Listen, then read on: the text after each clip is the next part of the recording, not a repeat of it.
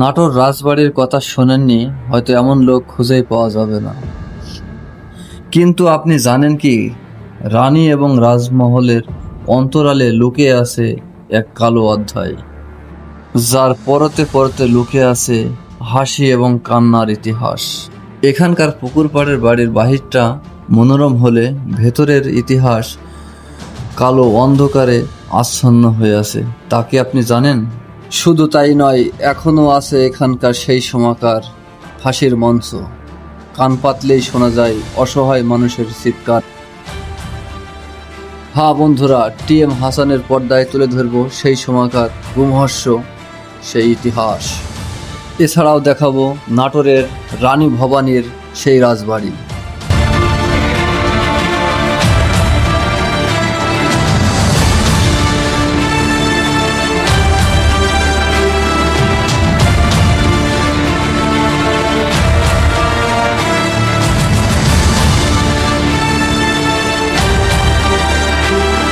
নাটোর রাজবাড়ির অবস্থান নাটোর জেলা শহরের হালিশপুর বাস স্ট্যান্ড থেকে 3 কিলোমিটার ভেতরে।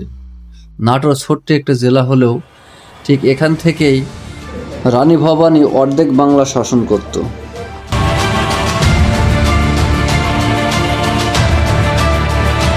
বর্ণময় সৌন্দর্য আর ইতিহাসে ঠাসা এই নাটোর।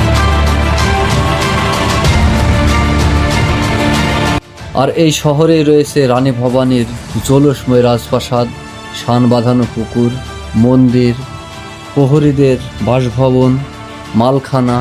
সব কিছুই এখনও কালের সাক্ষী হয়ে দাঁড়িয়ে আছে, কিন্তু হারিয়ে গেছে সেই রানী ভবানীর রাজা।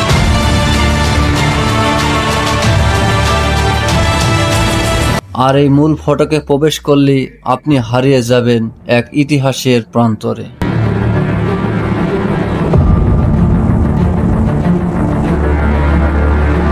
একটু এগিয়ে গিয়েই চোখে পড়ল বৈঠকখানা, যেটা মূল প্রাসাদের আগেই যার অবস্থান।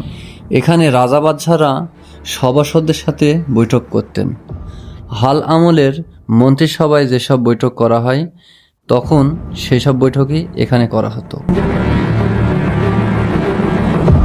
আর একটু সামনে অগ্রসর হলেই দেখবেন ছোট তরফ রাজপ্রাসাদ।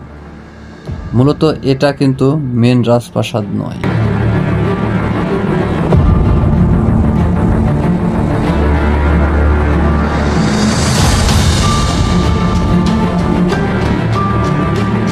তবে ছোট তরফ রাজপ্রাসাদ বড় তরফ রাজপ্রাসাদের কোনো অংশেই কমতে ছিল না। এখানে শেখ মার্বেল দিয়ে মেঝে করা, তা হাতের কারুকার্য দেখলেই বুঝতে পারবেন যে সেই সময় রানী ভবানী কি জৌলুসময় জীবনযাপন করেছে এখানে।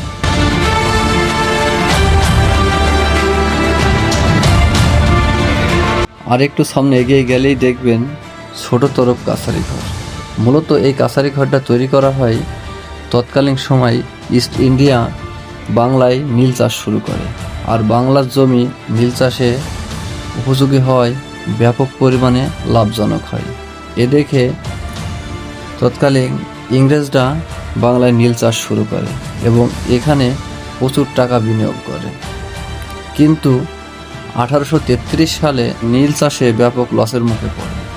এর ফলেই বাংলার কৃষকেরা ধান এবং পাট চাষ শুরু করে। কিন্তু যেহেতু ইংরেজরা নীল চাষে অধিক টাকা বিনিয়োগ করে ফেলেছে, এর ফলে বাংলার কৃষকদের নির্যাতন নিপীড়নের মাধ্যমে নীল চাষে বাধ্য করে।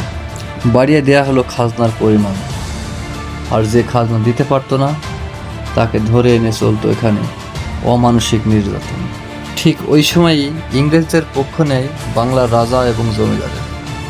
তার ফলশ্রুতিতে নাটোরের রাজা আনন্দনাথ তার কাছারি বাড়িতে গড়ে তোলে এই কয়েদিখানা। উদ্দেশ্য ছিল একটাই, যেই খাজনা দিতে পারবে না তাকে সঙ্গে সঙ্গে বন্দি করে নেওয়া হতো এই কয়েদিখানা।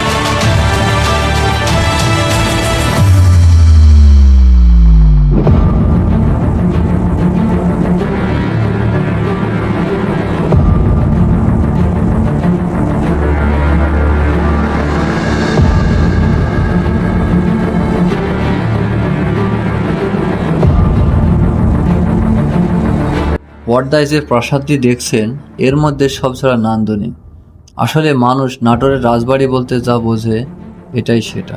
মূলত এই রাজপ্রাসাদটি রানী ভবানী তৈরি করেননি, তৈরি করেছেন রানী ভবানীর শ্বশুর রামজীবন। অর্থাৎ নাটোর রাজবাড়ির গোড়াপত্তন শুরু হয় 1706 সালে, আর প্রথম রাজাই হন রামজীবন। আর রাজা রামজীবনের পুত্রবধূই মূলত এই রানী ভবানী। 1730 সালে রানী ভবানীর সাথে বিয়ে হয় রাজা রামজীবনের পালিত সন্তান রামকান্তর সাথে। 1734 সালে রাজা রামজীবন মারা গেলে এই রাজবংশের দায়িত্ব পায় রানী ভবানীর স্বামী রামকান্ত। 1748 সালে রাজা রামকান্ত মারা গেলে নবাব আলিমুদ্দিন খাঁ জমিদারি পরিচালনার দায়িত্ব দেয় রানী ভবানীকে। ঠিক তখন থেকেই এই রাজপ্রাসাদ থেকে অর্ধেক বাংলা শাসন করেছে রানী ভবানী। এখন পর্দায় যে ভবনটি দেখছেন এটা ওই সময়কার মালখানা।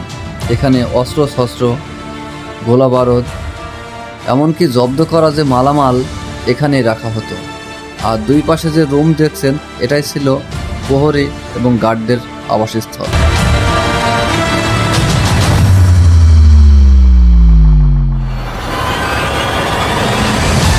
এখন পর্দায় যে মন্দিরটি দেখছেন রানী ভবানীর নিজ হাতে তৈরি করা তারকেশ্বরের এই শিব মন্দির। এখানে শিব এবং কৃষ্ণের মূর্তি ছাড়াও 3 মাথা এবং 5 মাথা সম্বলিত কালনাগিনীর প্রতিমাও আছে।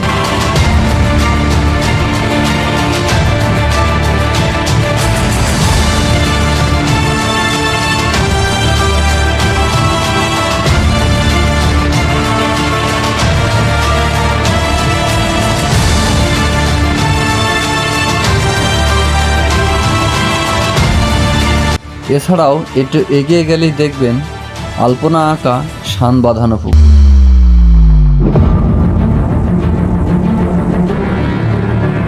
এতেই বুঝতে বাকি থাকে না যে রানী ভবানী এই রাজপ্রাসাদে কি জৌলুসময় জীবনযাপন করতেন। যখন নবাব এস্টেট ছিল তখন 2 বাংলা মিলে, তখন তো ভারতবর্ষ ছিল, 2 বাংলা মিলে অর্ধবঙ্গেশ্বর রানী ভবানী শেষ স্টেট। আমি বললাম যে আপনার বাসাও রানী ভবানী হতে পারে, থাকতে পারে, আপনার এলাকাও থাকতে পারে, যেহেতু 2 বাংলার মালিক সে। ঠিক আছে, এর বাংলার সীমানা কত আমি নিজে জানি না। ঠিক আছে, 2 বাংলা ভারতের স্টেটে চলছে রানী ভবানী। ওই যে আপনার সিরিয়ালে দেখায় বামা খাবার, তারপর ওগুলো সবই ইন্ডিয়া। রানী ভবানী শুধু স্বৈরশাসকই ছিলেন এমন কিন্তু নয়, অনেক সেবামূলক কাজও প্রজাদের জন্য করেছিলেন, যেমন খাল খনন, পুকুর খনন এবং প্রজাদের পানি খাওয়ার জন্য অনেক নলকূপ স্থাপন করেন।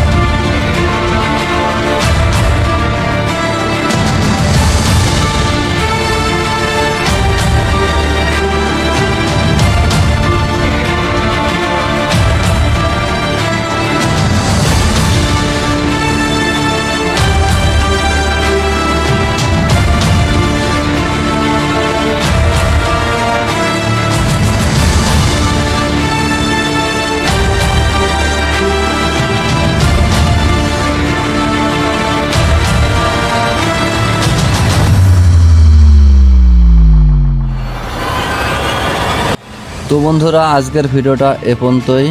পরবর্তী ভিডিও আসা পর্যন্ত সবাই ভালো থাকবেন, সুস্থ থাকবেন। আর ভিডিওটা ভালো লাগলে অবশ্যই লাইক, কমেন্ট, শেয়ার করবেন এবং আমার চ্যানেলটি সাবস্ক্রাইব করবেন।